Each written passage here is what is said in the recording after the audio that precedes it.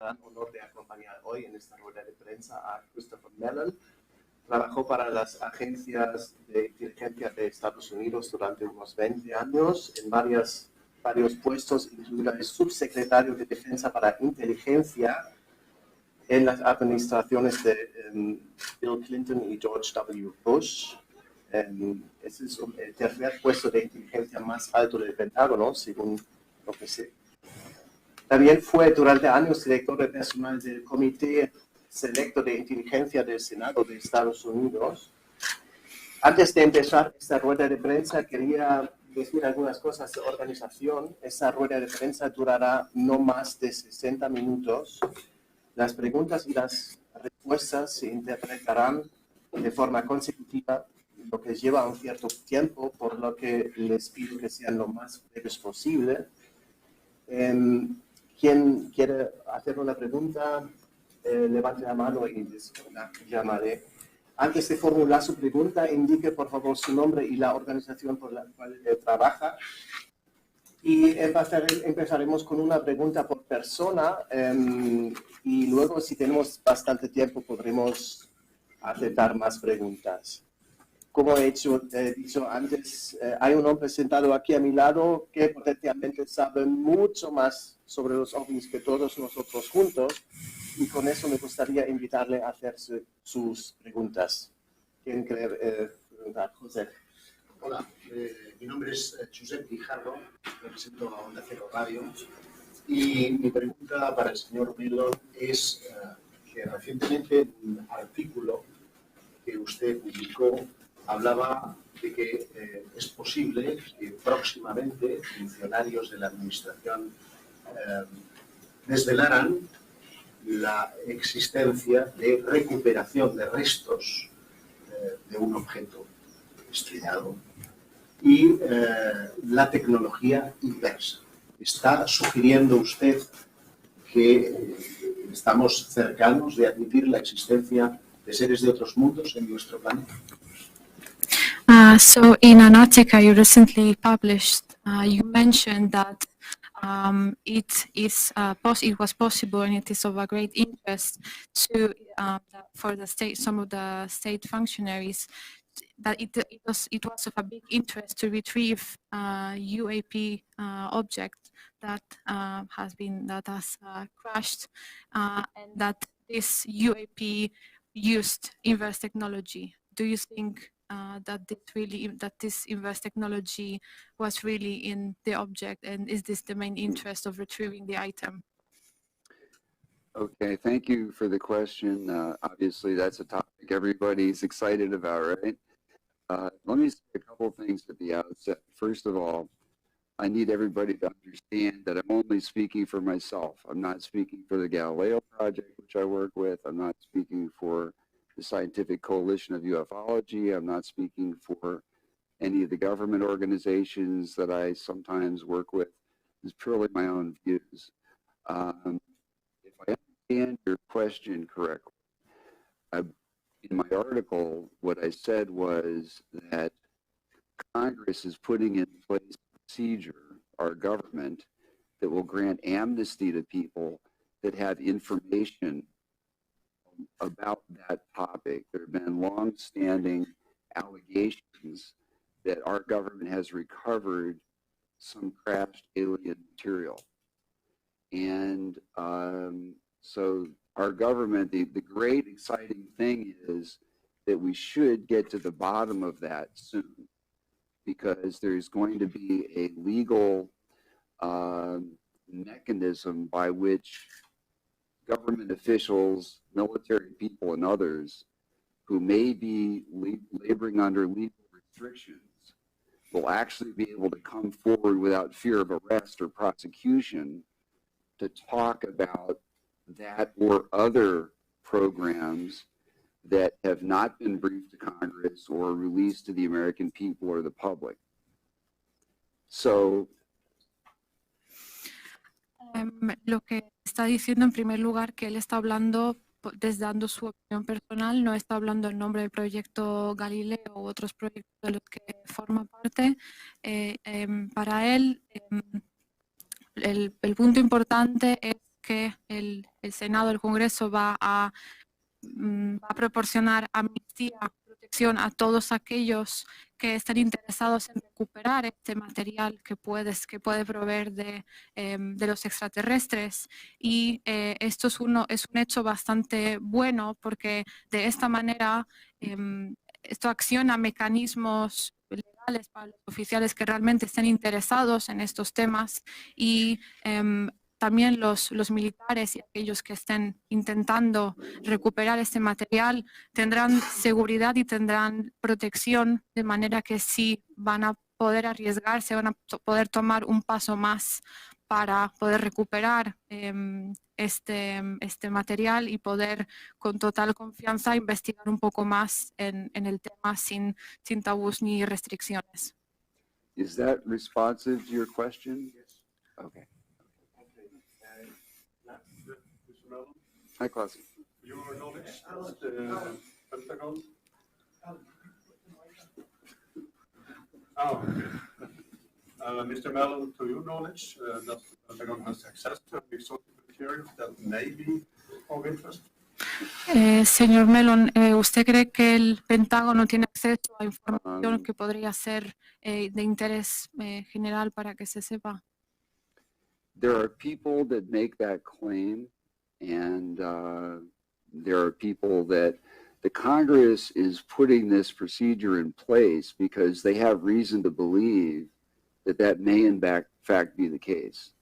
As hard as that is to believe, as mind-boggling as that is to believe, they didn't do this on a whim, right? This is an extraordinary thing to get members of Congress to embrace such a radical notion, right?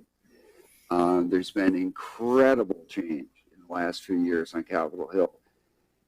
When I got involved in this issue in 2017, there had essentially been no change publicly since 1970 and the end of Project Blue Book. We were stuck in a do loop, and there were allegations and nothing was changing. There was no progress, no resolution. So the really great, exciting news today is that, one, the Congress is engaged.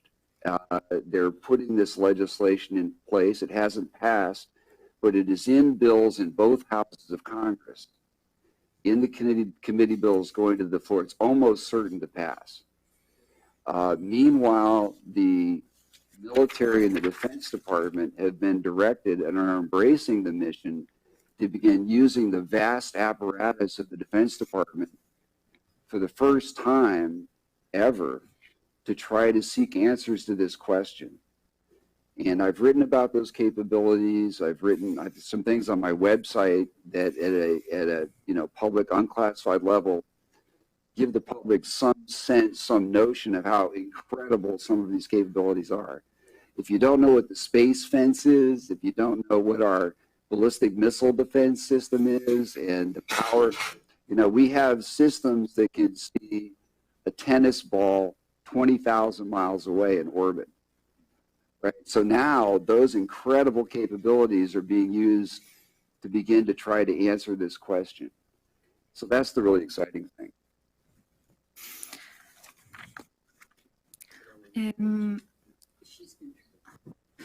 Lo que está diciendo es que es el Congreso, el Senado puede pensar que realmente es así, que hay información que el Pentágono quizá no quería revelar, pero que no quedaba otra posibilidad. Puede ser que este sea el caso. Puede ser que lo estén haciendo conscientemente a propósito. En 2000, por ejemplo, desde el 2000, en el 2017 no seguía sin haber progresos. Desde 1970 es un periodo de tiempo bastante largo que el tema estuvo estancado. No había ningún progreso, ninguna acción por parte del Senado. Y el hecho que este tema esté tan candente ahora es muy emocionante, primero porque estamos viendo que el Senado se está involucrando también legalmente en en el tema y están viendo progresos sobre el tema en el sentido de que ahora pueden hablar un poquito más, pueden revelar más cosas, y también en cuanto a las fuerzas militares y de la defensa, que ahora pueden usar estos recursos que tienen por la primera vez desde hace tanto tiempo. Y también él escribió sobre este tema una nota, un artículo en su página web, donde revelaba algún material considerado como clasificado, pero para que el público general también tenga acceso, porque cree que es importante, puesto que es la primera vez que el público tiene acceso a esta información y a materiales como, por ejemplo, los misiles balísticos o tecnología similar. Y también que es el momento, gracias a eso, de que por fin podamos empezar a responder algunas preguntas que hasta ahora parecía que no tenían respuesta. If I could follow up, I think this will be of general interest. If I could follow on to that briefly. There are people that I know, I've been working this for many years now, and interacting with many people in the Defense Department, political people, senators, former secretaries of defense, scientists, generals. There are some people who are trustworthy, who have the appropriate credentials and access, who have told me that this is true, and have told me that they are going to, or they're considering coming forward once this legislation's passed. But I want to also add something else, and this is important because the UFO community doesn't generally hear the other side of the story. And that is, for every one of those people, there are also another probably 4 or 5 or 10 people that are very, very senior who told me it's not true, right? Former secretaries of defense, Air Force generals, and others. So I think we all need to be patient and give the system a chance to work. And it should, I believe it will. Dice que hay personas, hay perfiles como políticos, senadores, científicos y personas en general de confianza que dicen que saben que esto es verdadero, esto que está diciendo, y dice que tienen muchas ganas de que finalmente que están dispuestos a hablar más del tema, a dar un paso adelante una vez que se apruebe esta legislación que daría amnistía a aquellos interesados en el tema. Y generalmente las personas interesadas en la ufología no tienen este tipo de conocimiento y les faltan también información, así como hay personas que consideran que esto no es cierto, que no creen en esto lo que él está comentando, como por ejemplo pueden ser algunos ex senadores o personas que ocupaban altos cargos. Hay que conceder el tiempo para que el sistema pueda. Hay que dar el tiempo para que el sistema pueda aprobar la legislación que daría amnistía a aquellas personas que están interesadas en recuperar este posible objeto ovni, UFO extraterrestre. Están esperando con muchas ganas porque tienen ganas de poder hablar de cosas que generalmente no podrían por las restricciones y los límites. So, creo que usted primero. Alfonso Seguridad de Radio 4 Radio Nacional. A mí me gustaría preguntar algo más relacionado con las convicciones personales de Christopher. En una entrevista reciente hablaba de que creía que esos objetos carecían de sistemas de propulsión. ¿En qué se basa para decir esto? ¿Cuál es su idea? ¿Y qué campo abre esa suposición? ¿Ante qué estamos entonces? He would like to ask a question more related to personal beliefs, and he would like to know what can you say about the statement that UFOs do not have propulsion systems, and what do you think this can involve? The statement that UFOs do not have propulsion systems. Yes. Don't have what? Visible. There's no propellers, no. Well, I mean, I'm not sure I understand the question. There are, mountains of evidence of the Nimitz case, for example. We have seen and photographed and tracked vehicles for decades that have no exhaust, they have no air intake, they have no control surfaces, they have no visible means of propulsion, they have no wings. I mean, this is one of the interesting things about this phenomenon to me, is that if we imagine whether probes from some other civilization might be visiting our planet, we would expect them to be so radically different that they would appear to be like magic, right? And that's kind of what we see. So yes, we absolutely do see objects that are doing things we don't understand and can't explain. There's no question about that. No question. Linda.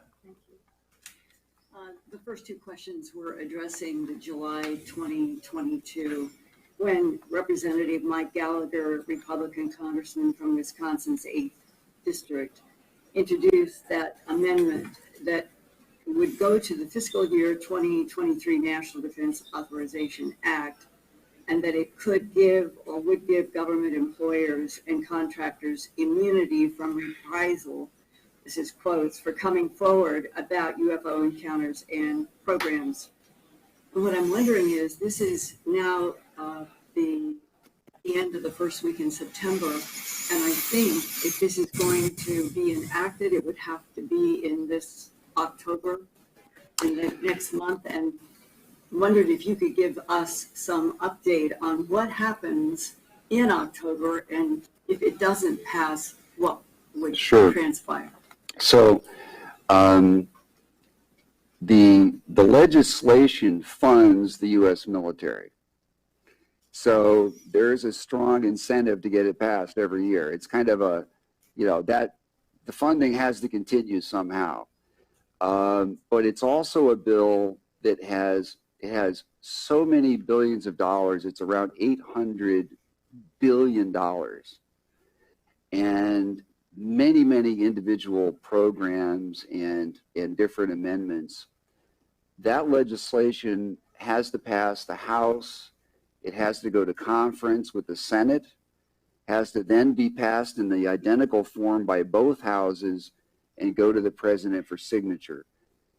Typically what happens is it gets late into the fall, and there are so many amendments being offered to that bill because there's so much money that they can't get it actually passed until they get pressed up against Thanksgiving vacation or Christmas vacation. That's the reality. So probably by the end of the fall, by the end of the year, Christmas. Could be by Christmas. It should happen, but sometimes what they do is extraneous forces, sometimes for political reasons, they can't get it done. And what they do then is they have a short-term extension of the current budget. So that's a possibility as well. Most likely it will be enacted by the end of the year or early next year. Do you think it would have? So we'll let her translate, yeah. Lo que Linda estaba preguntando tiene que ver con esta legislación que empezó a prepararse en julio de este año por el senador Mike Gallagher, que daría amnistía, protección a aquellos que están intentando investigar más sobre el tema, aquellos funcionarios del gobierno. Ella lo que quería saber era, estamos a septiembre del 2022, ¿qué pasaría si esta ley finalmente no se aprobaría en octubre? ¿Cuándo podríamos esperar que pase? ¿O qué pasaría si esta ley finalmente no se aprueba?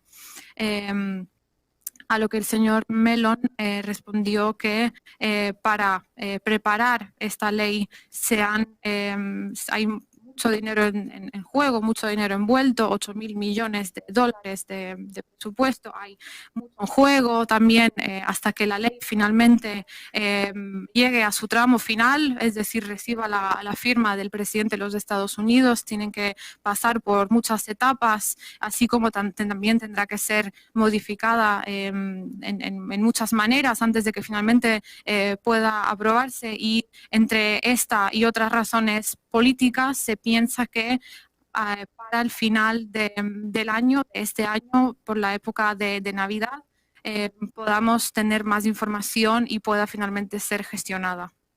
Let me, if I may add a little bit, there is also legislation in the Senate side. So similar legislation in the Senate. It's almost certain to pass, almost guaranteed to pass, because there is support in both parties in both houses. And it's already in the bills that are going to the floor. So it'll, you know, it could be November, it could be January, but it is almost certain to happen in the months ahead. Just a quick follow-up. But let her translate it. Let's do that in another round, the follow-up, because we also have other people who want to ask. So. Muy rápidamente, la legislación está en el Senado y es una legislación, es una ley que es casi seguro que se va a aprobar. Si no puede ser este año, en noviembre, diciembre, será seguramente para enero del 2023, pero el señor Mellon tiene la certeza de que es muy probable que esta ley finalmente se apruebe. ¿Cómo se llama esta ley? Could you repeat the name of the legislation? So there's the language in the Defense Authorization Act, also in the Intelligence Authorization Act. So there is support in the armed services and intelligence committees in both houses of Congress for this. Strong support, and there's no opposition in the Congress to it. So it's almost certain to happen in the months ahead. Se le llama la ley de la autorización de la defensa o la ley de la autorización legal. Dicen que dice el señor Mellon que es una ley de gran interés para todos y que es muy probable que en los meses que siguen tengamos alguna noticia o que incluso se llegue a aprobar. So if this whistleblower act passes part of that bill, do you expect people like Alessandra to come forward and blow the whole thing open? And also, what makes you so passionate about this subject? Okay. So it's a little two-part. Okay. One, I can't speak for Lou, but I don't think Lou is going to be one of the people who is going to be coming forward. I don't believe that Lou worked directly on any alien recovery program. Could be wrong, but I don't believe that's the case. I know Lou very well. Okay. We work closely together. But there are other people. Why am I passionate about it? Two things. One, I've been interested in this since I was 7 years old. And I saw a video of that had been taken by a member of the community. It was showed to our entire school of a massive UFO in broad daylight, sailing through the clouds, came in broad, beautiful day, blue sky, and it was sailing along. It came and it banked and it went into a cloud and it disappeared and then it came out the other side. So I started reading all of the books that I could and all of that, put a hook in me. But the other thing is, and the thing that got me involved publicly, is that in 2017, early 2017, late 2016, I was doing some consulting for the Office of Naval Intelligence, and I met Lou in the Pentagon and some others, and I became aware that our fighter pilots were encountering these things on a regular, weekly, almost daily basis in over training ranges in the ocean, and nobody was doing anything about it. It wasn't being reported to up the chain. The Secretary of Defense didn't know. The Congress didn't know. Everybody was afraid to talk about it. And the fighter pilots were having near midair collisions.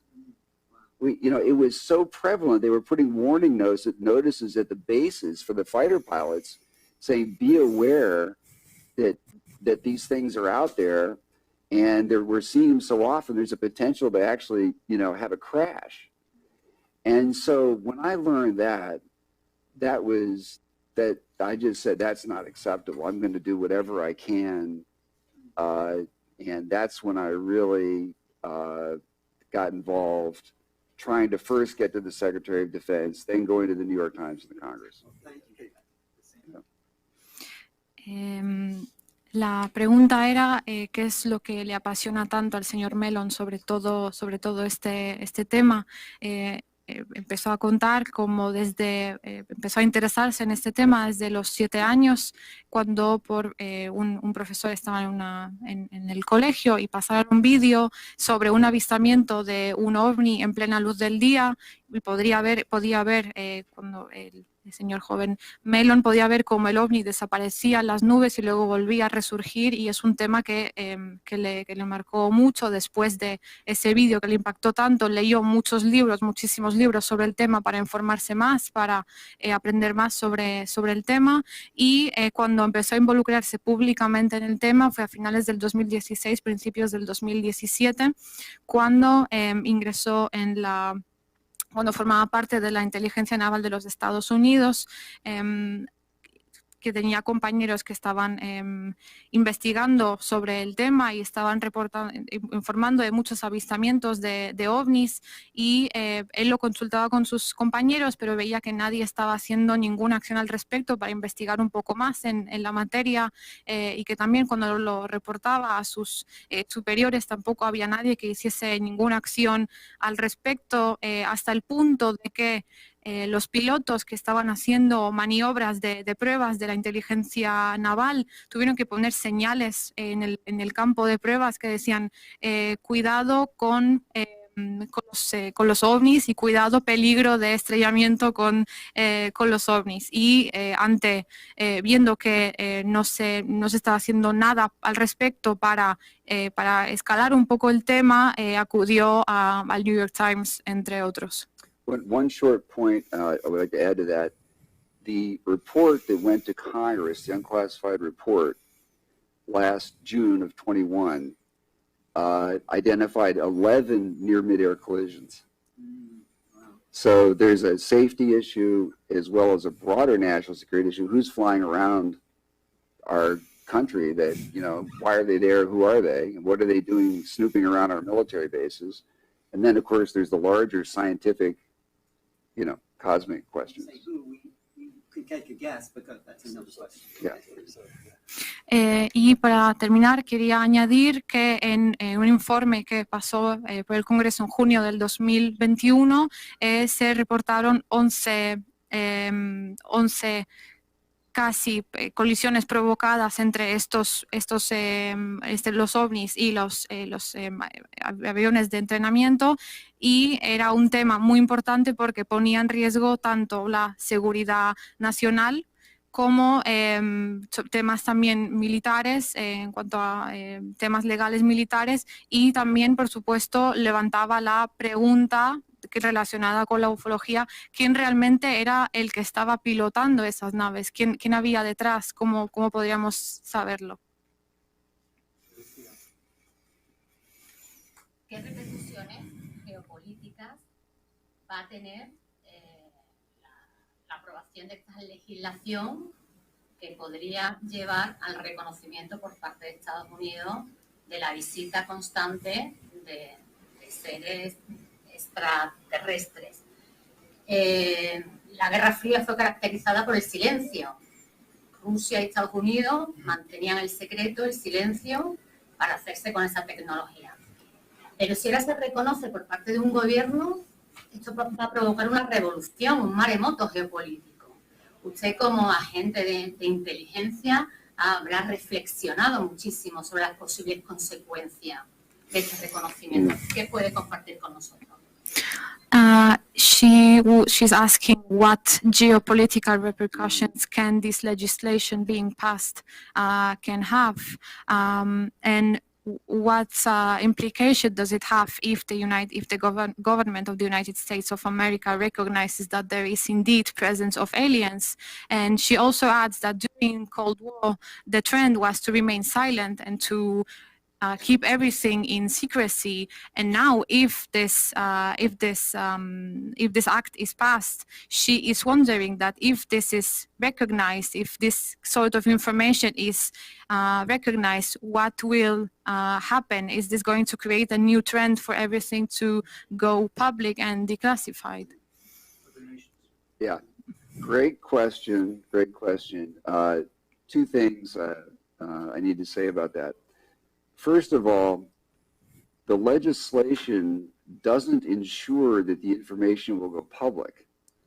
So it will go to Congress, it will go to the Advanced Airborne Reconnaissance Office, the Anomalous Airborne Reconnaissance Office, which is going to be getting a new name after this year's legislation passes. They're changing the name again to the Joint Aerospace Undersea Program Office.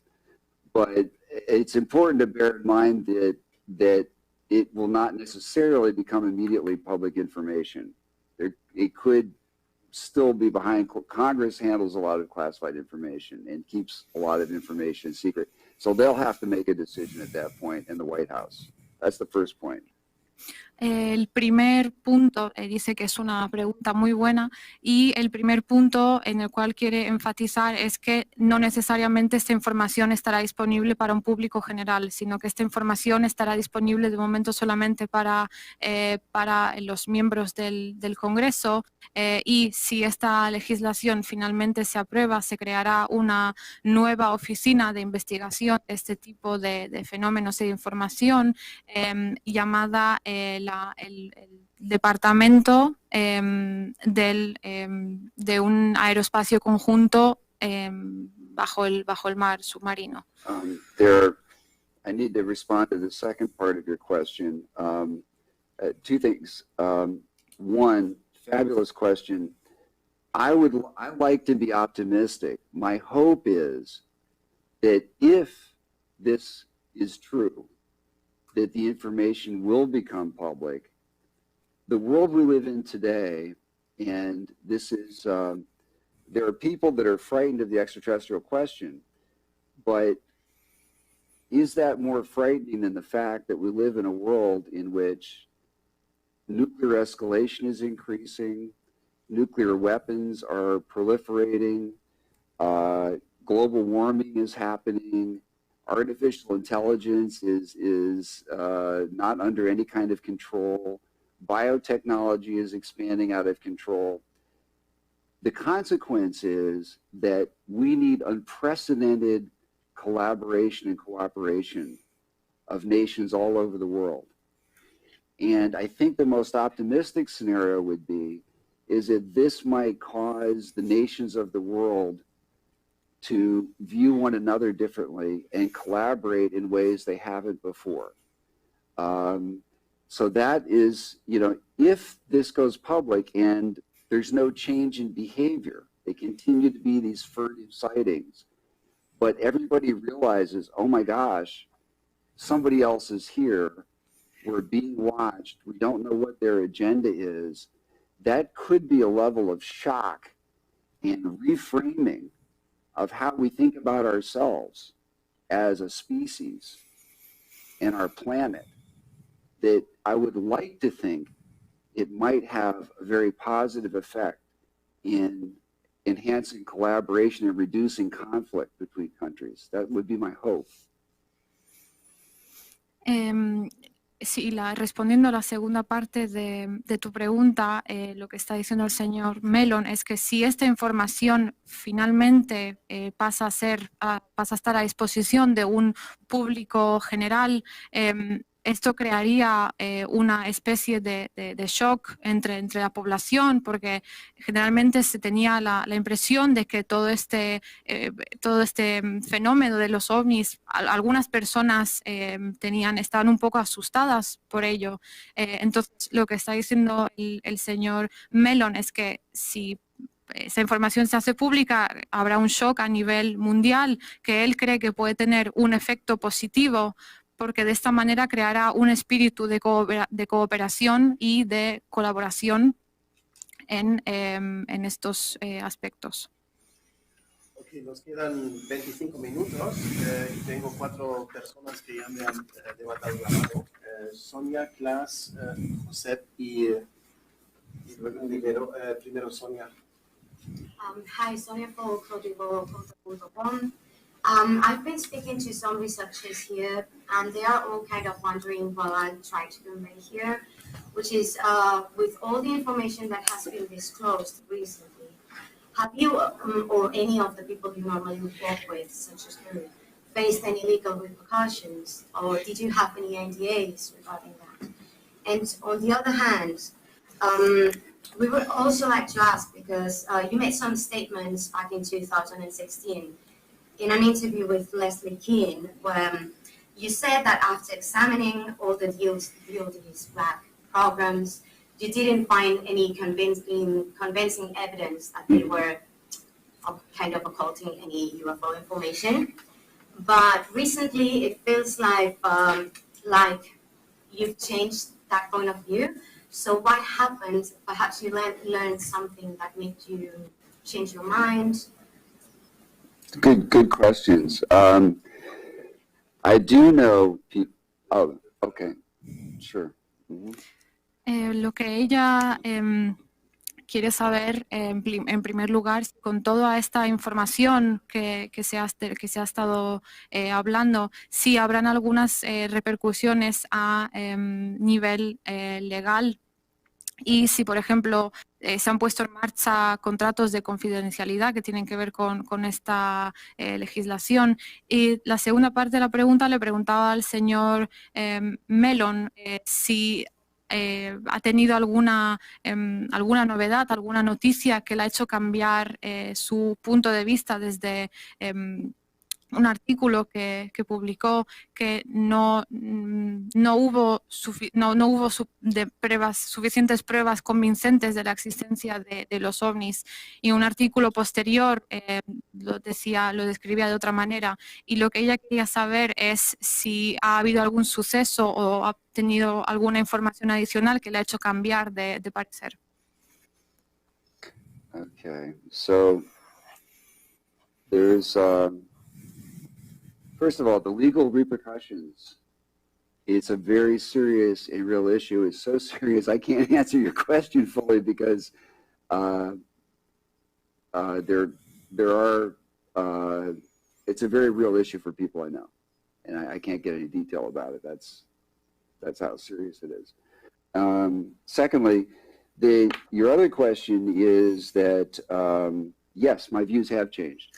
So when I worked in the Defense Department, there's a structure for monitoring all of the black programs to make sure the Army and Navy and Air Force and DARPA, et cetera, are not duplicating, so that the Secretary of Defense has control over all those programs that are spread around. At that time, I participated in the review of those programs, and there was nothing related to UFOs.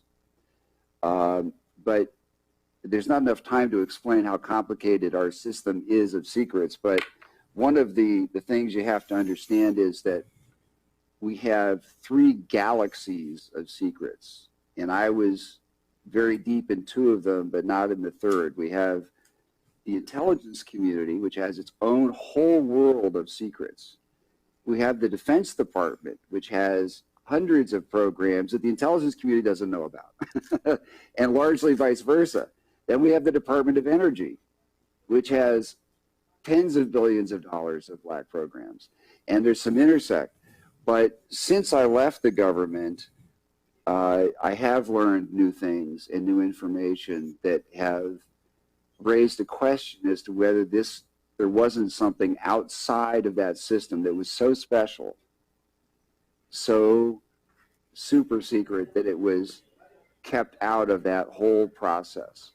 And so that's one of the questions. And that's one of the reasons Congress is taking the action that it is. En cuanto a la parte legal, repercusiones legales, dice que es un tema muy serio y muy importante para las personas, y que son tan importantes que desafortunadamente no puede proporcionar más detalles al respecto.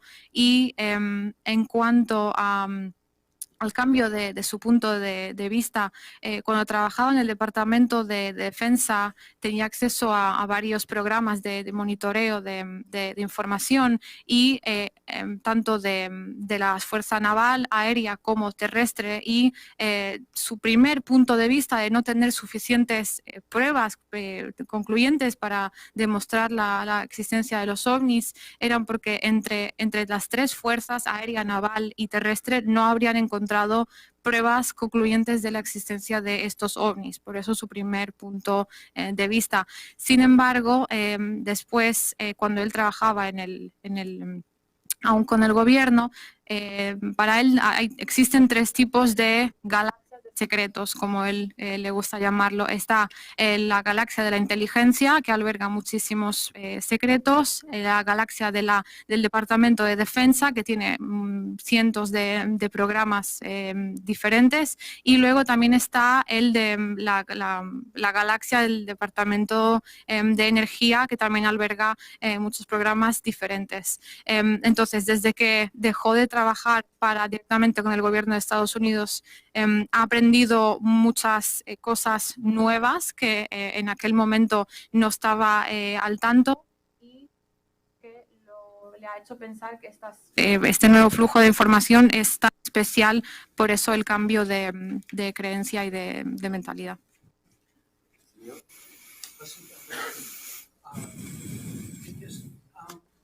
I don't know the precise figure, but I'm assuming the United States of America is maybe a tenth of the land mass, the non-water land in the world, something like that, maybe a tenth. Yeah. And Russia perhaps is a fifth or something like that. It's much bigger than we are.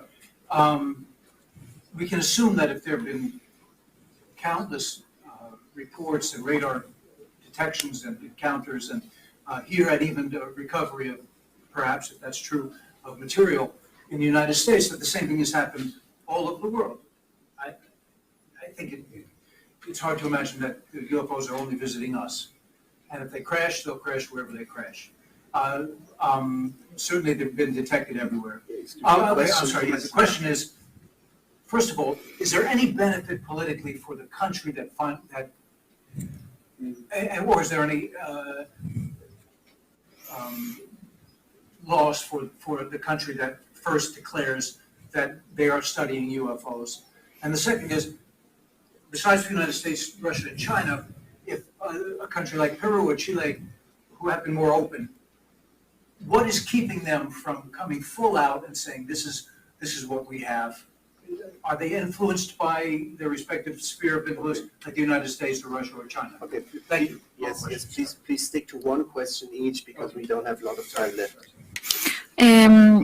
Lo que estaba preguntando pasa directamente a la pregunta. Quiere saber qué es lo que le beneficiaría, en qué manera le beneficiaría a los Estados Unidos que esta ley de amnistía para los funcionarios finalmente se aprobase, y así como las grandes potencias como pueden ser Estados Unidos o Rusia, si ellos pueden admitir avistamientos de ovnis, porque por ejemplo países mucho más pequeños como por ejemplo el Perú debe guardar el silencio y no poder revelar nada de sus avistamientos. ¿O es que acaso en Perú, en territorios más pequeños, no están pasando?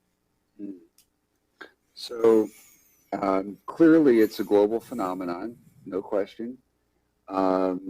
And we see that in civilian reports from around the world. And other countries, the French have had an official government office for decades that's been studying the UAP phenomenon. So, and we're obviously very overtly doing it now. The fact that we're open about that, I don't know that brings much advantage. If your question was simply, is there an advantage to saying, to being the first ones to admit you're studying it? No, not that you're studying it, but that you found this. Oh, okay. Yeah, so, so one of the things that we don't know is, and first of all, it might not be a crash, right? There are different versions of these stories and different flavors. And one of them is that something was just left like a gift. Something just landed. That's a story. It's not, I'm not saying that's true. That's one version of the story. I think if we imagine for a moment that a country has recovered something like that, the military people, their natural desire is going to be to exploit it for their unique advantage, right? rather than probably going public with it.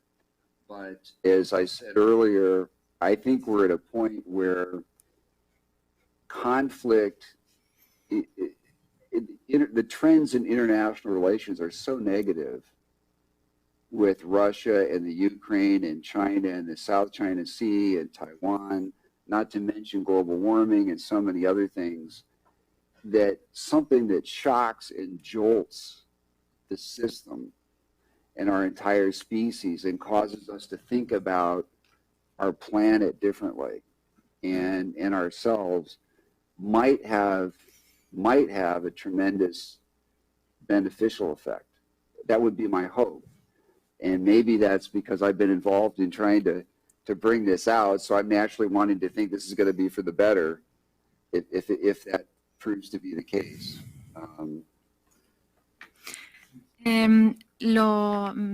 El hecho de, el señor Mellon está diciendo que este avistamiento de ovnis es un fenómeno global, que hay informes de civiles y se ha admitido, por ejemplo, que Francia está estudiando el fenómeno de los UAP, de los ovnis, y que los Estados Unidos de América están ahora admitiéndolo más abiertamente, más quizá no públicamente, pero más a puertas abiertas, que quizá este fenómeno que se quiere estudiar no ha sido realmente una nave espacial estrellándose contra la Tierra, sino que que también puede ser una versión de ellas, es que puede ser como un regalo, que simplemente esta nave espacial aterrizó en la Tierra y fue dejada ahí como un regalo para que nosotros lo encontremos.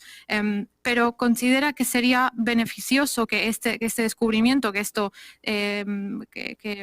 este fenómeno se haga, digamos, pueda tener más personas acceso a esta información, puede ser positivo para equilibrar este patrón negativo que últimamente está rodeando tanto el mundo como los Estados Unidos, como por ejemplo estamos viendo con las relaciones con Rusia, con China, el calentamiento global o el conflicto bélico en Ucrania. Entonces considera que tener acceso a esta información puede ser un equilibrio entre el patrón, la tendencia negativa y la positiva.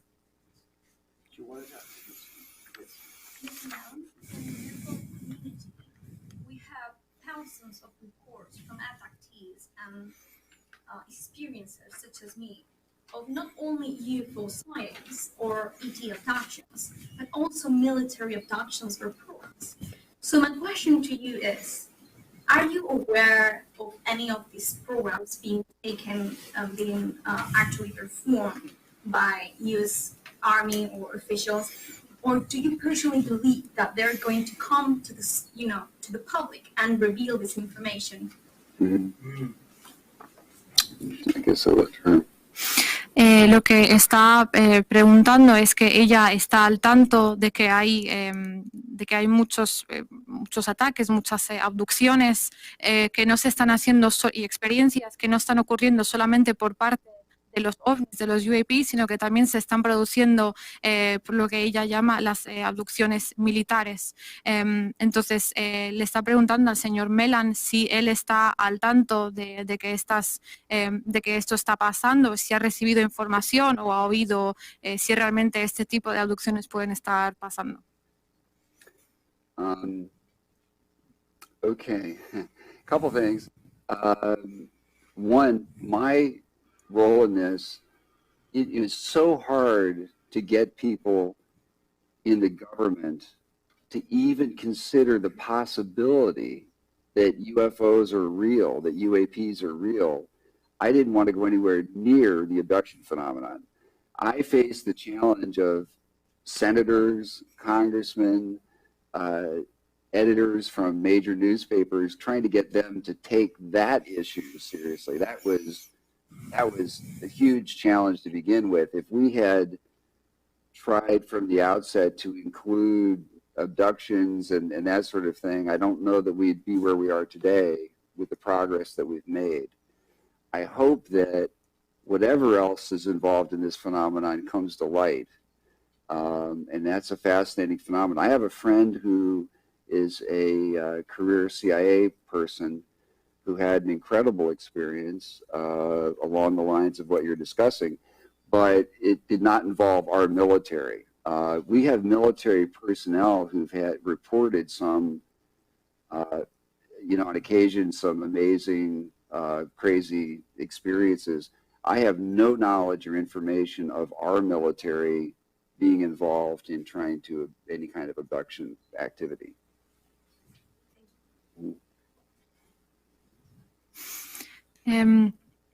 Dice que es desde el papel que él desempeña, dice que ya le cuesta muchísimo trabajo convencer a las personas del gobierno de que tanto los ovnis como los UAP son reales y que realmente existen, por no hablar ya de las abducciones, las cuales cuando menciona el tema, el gobierno no se las toma muy seriamente y probablemente si indagase un poco más con el tema de las abducciones en el gobierno, probablemente no estaría donde está ahora.